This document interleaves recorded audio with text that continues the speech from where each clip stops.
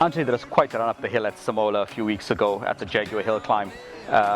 Please tell us about the run itself, 35.5 seconds, and how it felt to get up there that quickly and some of the emotions going through your mind at the time.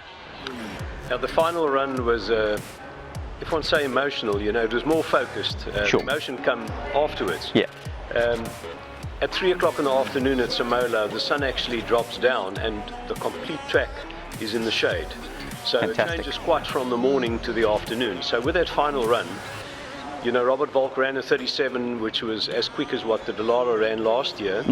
And I knew I had to be on it. Wonderful thing about that event is that you have to do your quickest time in the final run. You can't bank anything. Sure. So it was as good as what I could have run there.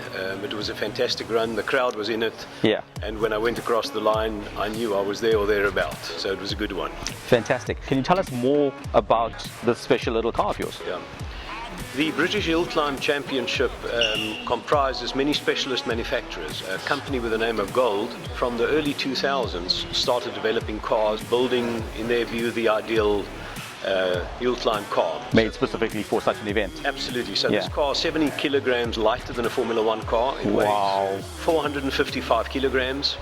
It's got a McLaren Nicholson 3.8 engine in. Yeah. So it's normally aspirated. It revs up to 13,000. Sure. And zero to 100 is just on 2 seconds. So it gives you an idea Wow. of the acceleration, the downforce. The car is absolutely magnificent. Yeah. It's probably the best car that I've ever driven in my life. Andre, the time that you set at the Simola Hill Climb this year was pretty quick, 35.5 seconds.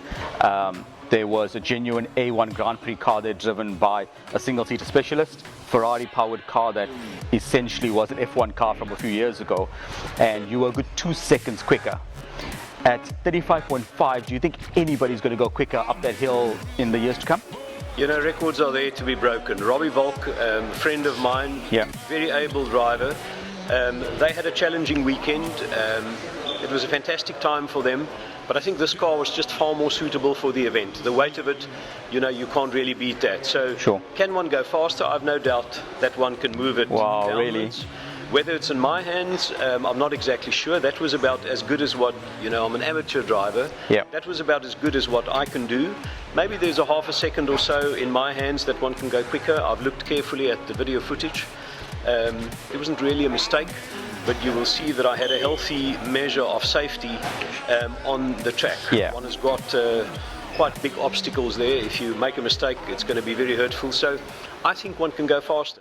2 years ago in 2017, or let's say a year and a half ago, you had a Dallara Formula One car from the 1990s, which was quite spectacular to watch.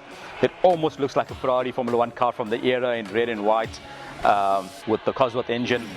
That set a pretty good time, and your quickest last year in that, in 2017. And in 2018, you've run this highly specialized hill climb car to a time of 35 seconds. So what can we expect next year? Are you going to go back to defend your crown and remain king of the hill? There's only one little hill there. There's 1,000 other hills, so I've got one for the moment to protect. Yeah. I certainly think we'll go back there to run at least once more. Yeah. I think we've brought a bigger colour to the event. Sure. It's much faster. It's far more professional. But as I said on your other question, records are there to be broken. So we'll go back. We'll defend the title. Try and go quicker next year. But we'll see what happens. Fantastic. We can't wait. Thanks very much for your time, Andre. Thank you.